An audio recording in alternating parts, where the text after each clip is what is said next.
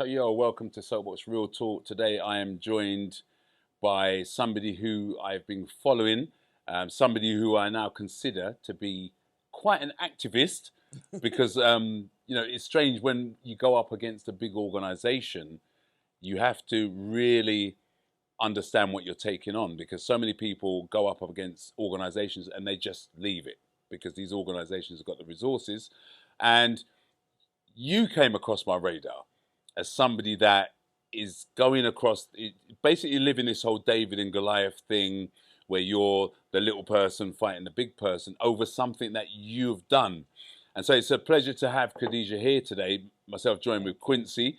And so we thought we'd invite her in, give her a quick grilling, find out what's going on, find out what the real talk in the situation is, and find out exactly why you are now the David fighting the Goliath. So just tell me a little bit about how this all happened. How did this all happen? Well, I had the idea for my book, DarkGirlBoss and the brand and Black Sterling as well, because I'm the author of Black Sterling, about 2 years ago. Yeah. But I decided to go with Black Sterling first, and now I've decided to go with DarkGirlBoss. So what I did was I put stuff out there, done a little bit of a pre-launch, put stuff out there on social media. I created some T-shirts just to get some momentum going so that people could, get a feel for the brand. And I also registered for a trademark with the Intellectual Property Office. And thereafter I received a 6-page threatening letter from 6 pages from Hugo Boss, his solicitors. When you received that email, what was your emotional reaction? Your first. Well, to be honest, it was shock, horror. I was horrified. The blood drained from my face because I was wondering what on earth Hugo Boss would want from me. And not only that, it was the contents of the letter, the tone of the letter was completely intimidating. It ordered me to shut down, to delete my Twitter accounts, all of my social media accounts, anything that was associated with the word boss. It told me to remove my application from the IPO. Really? Yeah, I had to sign. They told me that I had to sign something to say that I'd remove it and I would never again apply using the word boss. And they told me if I didn't do that, they may take legal action and I would be liable for costs. Just a simple email then? Yeah, just a simple 6-page letter that they sent via the post and registered delivery as well. You know what? For me, of all of the people or small companies Hugo Boss could have targeted, why do you think they came for you? Because this is a company, we can agree that most they take worldwide to brand. Worldwide, they take to people to court on a regular basis. Who do you think introduced him to yourself? Well, first of all, I believe that Hugo Boss have watchers. So watchers are people that would watch the publishing. They trawl through. Yeah, the publishing, the IPO publishing. Yeah, so they have people watching to see what goes through. Yeah. And I think the reason that this one, that they took on this one is because they could see that this is a brand that will probably be going somewhere. They could see it, and also I think that because it had the word dark in it, they had an issue with that. That's what I personally think. Yeah. Because there are other brands out there. There's a trademark called Girl Boss. And if you look, and also if you look on the Amazon, there's 76 pages of books with the word boss in it. Boss. Yeah. So the only conclusion I could come to is that there's an issue with the word dark. So do you think their issue is with the whole presupposition that it's a black thing and they don't want to be associated with that kind of, even though black people buy a lot of their stuff. That is an element of it because you can look at the logo and you can see that it's an African woman. It's obvious it's an African woman. So that is the logo. So you can see there's no mistake. Yeah. So for me, that is part of the issue. So in your eyes, they've singled you out because you've done a couple of things. You were brave enough to use the word boss. Yeah. So you knew that you'd have to come up, or possibly have to come up because the trademark thing. And then you've associated with the word dark. Yeah. And for them, that was a little bit too much, you feel. And they thought they wanted to keep the brand a little bit more. And also, if something like this goes, I mean, someone said to me, all it takes is for someone like a celebrity, say, for example, they said Beyonce to put on that T-shirt. and then you've that's got it. a massive brand. Yeah. And I think that Hugo Boss, they understand this because they've Yeah. been in the business Yeah. since Yeah. the 1920s. They understand how brand works, how they can grow quickly. Yeah. And for me, I think they had an issue with that as well. Do you know it's really weird because right, this a rapper, Rick Ross, who calls himself the Boss, is Yeah. he uses the Boss a lot, and he might be endorsed by somebody, by an organisation like that. How did it? Who did you turn to when you first got that email? Like, who did you say, "Well, I'm going to call these people direct"? Who did you contact? A lawyer? When I first saw it and I told you how I reacted, and then I just thought about it, and I thought, I'm not allowing this. They're not getting away with this. So what I did was called all my family, called my friends, told everybody. And just got the word out And there. then I thought, you know something, I'm taking this to the media. Wow. Yeah, I'm not having it. They are not going to bully me. I'm taking this to the media, and that's what I did. I took it to the media. Your inner Monique came out. Well, yeah. I always say my warrior side came out. My warrior side came out, and I was not going to have it. Yeah. I was determined that I was going to win. I didn't know how, but I thought the you first step was to get it out there, to expose them, to expose This how is what's going they on treat at Hugo Boss. smaller, ordinary people, and not to let them get away with it.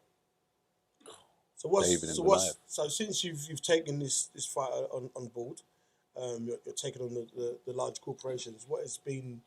Have there any comebacks from them? Have they seen? Well, so what happened was I went to the social media, and all of my my people supported me, and I'm really grateful for that. And then it was picked up by a newspaper, so there was an article, and once they heard about it, because They got behind the the story. newspaper would have to go to them for a quote, so they knew it was coming out. Yeah. They contacted me and they asked for a without prejudice conversation. That's what they did. Yeah, Standard, without prejudice. So, and that's funny how it's a complete difference. So from that email, the tone of the email, now they complete turnaround. Yeah, because I think that the tone of the email really tries to set the scene for them. That's right. So, to hammer you with a 6-page email, most people would just say, okay, let me change the name. So for you, looking at that and saying, hold on a minute, this is my brand. I'm not going to quit my brand because I believe in it, and people that believe in your brand. Yeah. I'm going to fight these giants. So that to me is what makes it amazing. And that's obviously why you're here today, because we like people that fight giants. Yes. Because the giants can fall. Yes. And it's how they fall, I think, is what's really interesting about this story, because you're going down a road now where some would say that you might, ahead of you may be great legal costs in order to keep your brand. And but me sitting here talking to you and reading up about this before, I kind of get the feeling that you're prepared for all of that. Well, I wasn't. I'm going to be honest. I wasn't prepared to go head to head with them in court, because they have deeper pockets than me. So that would be absolutely stupid. But I was prepared to fight them in the media, because I thought that's where I could win. Because at the end of the day, they're an organisation. They care about reputation. Yeah. So, if that reputation is then tarnished, then it affects sales.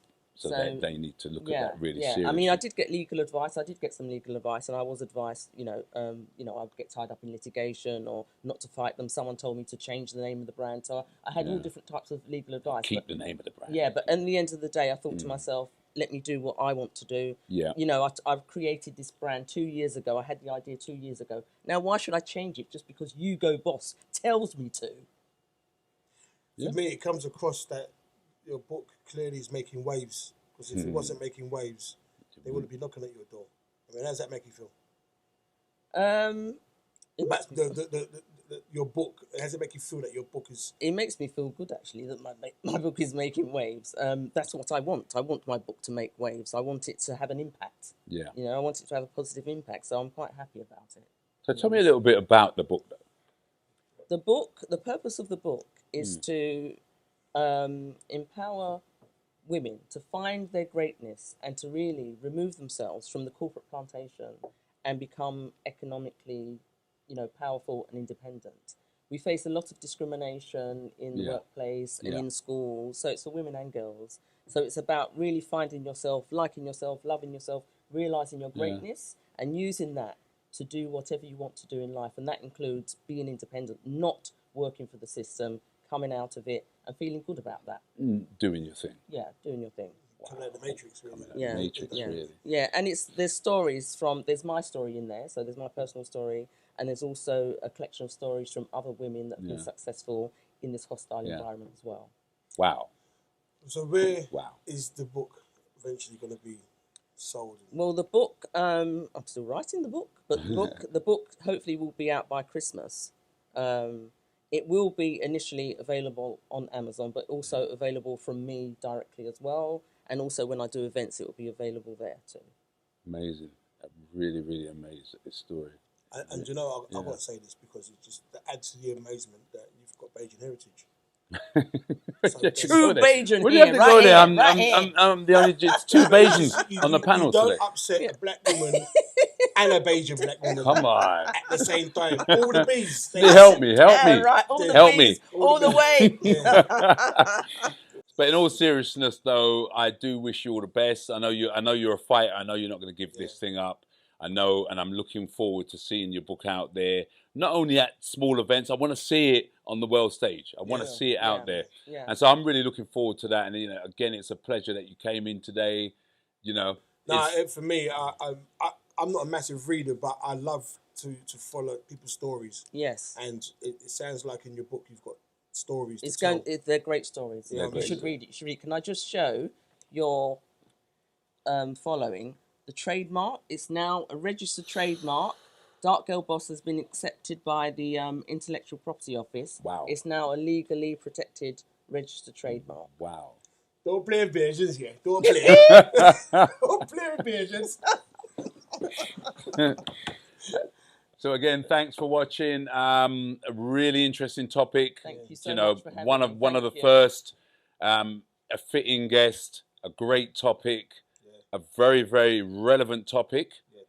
Because if you fight the monster, you empower others. Well, I'm showing people it can be done. It can be done. I'm showing people it can be done. So it can be done.